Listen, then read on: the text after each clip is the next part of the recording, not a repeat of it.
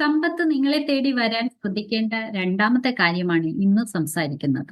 രണ്ടാമത്തെ കാര്യം രാവിലെ തന്നെ മൊബൈൽ നോക്കുന്നത്. എല്ലാവരും ചെയ്യുന്ന ഒരു ശീലമാണ് രാവിലെ എഴുന്നേറ്റാൽ ഉടൻ വാട്സപ്പ് തുറക്കുക, അല്ലെങ്കിൽ മൊബൈലിലെ മറ്റ് മെസ്സേജുകൾ നോക്കുക. ഈ വാട്സപ്പിലൊക്കെ വരുന്ന മെസ്സേജുകൾ മറ്റുള്ളവരുടെ അജണ്ടകളാണ്. ഈ അജണ്ടകൾ നമ്മൾ രാവിലെ തന്നെ നമ്മളുടെ മനസ്സിലേക്ക് ആകർഷിച്ചെടുക്കുകയാണ് ചെയ്യുന്നത്. ഇത് നമ്മുടെ സ്വന്തം കാര്യങ്ങൾ ശ്രദ്ധിക്കുന്നതിൽ നിന്നും നമ്മുടെ മനസ്സിനെ മാറ്റുന്നു. ശ്രദ്ധ കേന്ദ്രീകരിക്കാൻ നമ്മുടെ മനസ്സിനെ നമ്മൾ അനുവദിക്കുന്നില്ല. എഴുന്നേറ്റാലുള്ള ആദ്യത്തെ 30 മിനിറ്റെങ്കിലും നിങ്ങൾ നിങ്ങൾക്ക് വേണ്ടി മാറ്റിവെക്കുക.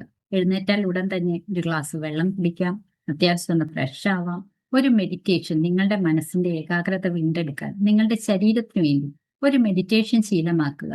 അതല്ലെങ്കിൽ ഏതെങ്കിലും രീതിയിലുള്ള നല്ല ബുക്കുകൾ വായിക്കുക.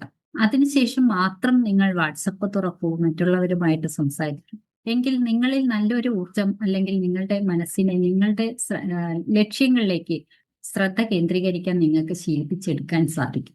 എക്സസൈസ്, യോഗ, ഇതെല്ലാം ആ നേരത്ത് ശീലമാക്കാവുന്നതാണ്. ഈ 30 മിനിറ്റെങ്കിലും നിങ്ങൾ നിങ്ങൾക്ക് വേണ്ടി ചിലവഴിച്ചാൽ നിങ്ങളുടെ ലക്ഷ്യത്തിലേക്ക് നിങ്ങളുടെ മനസ്സിനെ ശ്രദ്ധ കേന്ദ്രീകരിക്കാനായിട്ട് നിങ്ങൾക്ക് ശീലിപ്പിക്കാൻ സാധിക്കും.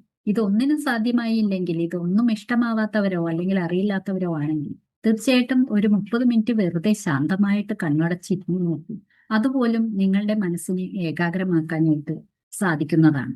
നിങ്ങളുടെ ദിവസത്തെ മറ്റുള്ളവരുടെ അജണ്ടകൾ കൊണ്ടല്ലാതെ നിങ്ങളുടെ ദിവസത്തെ നിങ്ങൾ തന്നെ നിയന്ത്രിക്കാനായിട്ട് ശീലിക്കുക. അടുത്ത കാര്യം എന്താണെന്നുള്ളത് അടുത്ത വീഡിയോയിൽ കാണാം.